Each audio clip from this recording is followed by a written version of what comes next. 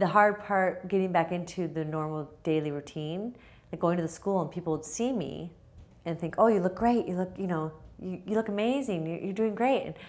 But it wasn't me, it was all a shell.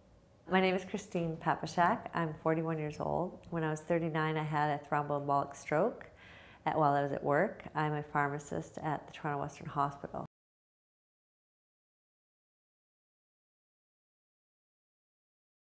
It was a big challenge when I left the hospital. When I got home, one of the biggest challenges was, where do I go from here? I felt like I was, quote unquote, turfed, so to speak, because I was left to fend for my own devices. Like, really just fend for yourself. That's what I felt like. And I don't know if it was because I was 39 years old, I was young. I should be comfortable and competent to be able to pursue the appointments that I need to pursue. But I couldn't. I think if someone just sat down with me and treated me like me at my age, spoke to me based on what it was a 39-year-old woman with 3 small children, and was able to communicate, what could this stroke possibly mean for you when you go home? If they would have just communicated, what could you possibly expect when you go home as a 39-year-old woman with 3 small children? Because for me, I wasn't the typical stroke person that they normally see. But if I were 68 and I had a stroke, I would want someone to sit down with me and say, as a 68-year-old woman that loves to garden, this is what you might experience. This is what you might see over the next few weeks to months because of your stroke. I think, no question, it would have made a huge difference.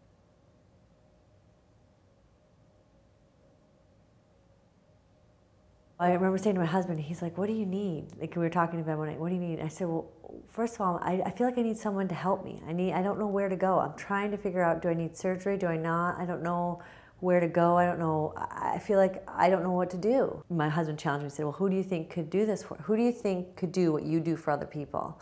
And I mentioned my friend Ivy. So her role for me was to sit in the appointments and interject when she felt the answers weren't being given, which was a big stress relief for me, because then I could just sit there and listen and try to process it without getting overwhelmed with fear or guilt or any of these feelings that would come up for whatever reason, or anger or frustration. I couldn't understand what he was telling me, because that's what was too. Sometimes I couldn't comprehend what was being told to me.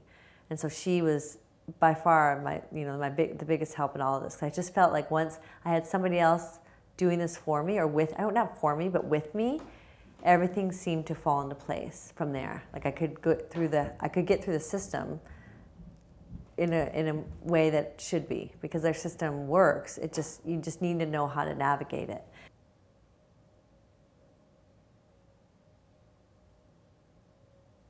I said to my husband one night in bed, I was afraid. I was afraid I was going to go to sleep and not wake up. With the depression being very common, again, I was also very aware of it and keeping a check on it to see if I was, there was change in appetite, all these things, being objective about it as much as I could be.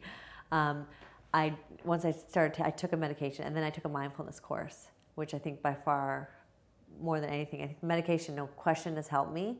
But I took a mindfulness course, which is probably the best thing I could have ever done, because it allows me to keep thoughts in check, because letting the thoughts recede back is not healthy at all, because they come back, and they come back at the worst times. It makes it worse, actually. So the mindfulness course taught me how to be mindful of my thoughts, and to recognize and respect my thoughts and my fears and all those things that you have. I wish that everybody could experience something in their lives that would lead them to this path of mindfulness, because you have to be taught it. You can read a book on it, but I really think unless you actually practice it with somebody who knows it and they teach you how to do it, it's a skill. It's a unique skill that I wish everybody could do, because people would be in a much better place for so many reasons.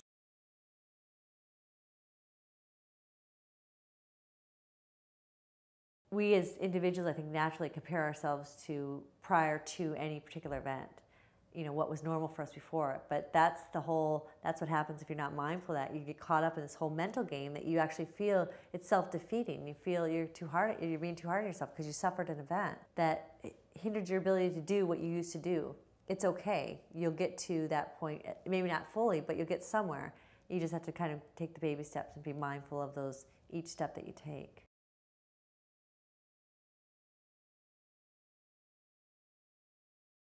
I'd say probably about maybe 6, 7 months where I felt like I was getting to the point where felt not right. I'd say probably about 90% of myself was at about 6 or 7 months. And then I ended up taking another year off work so I could allow myself more time to really get further on. So I would say probably in total, probably about a year. About a year, really. 8 months to a year where I really felt like, okay, I can do things.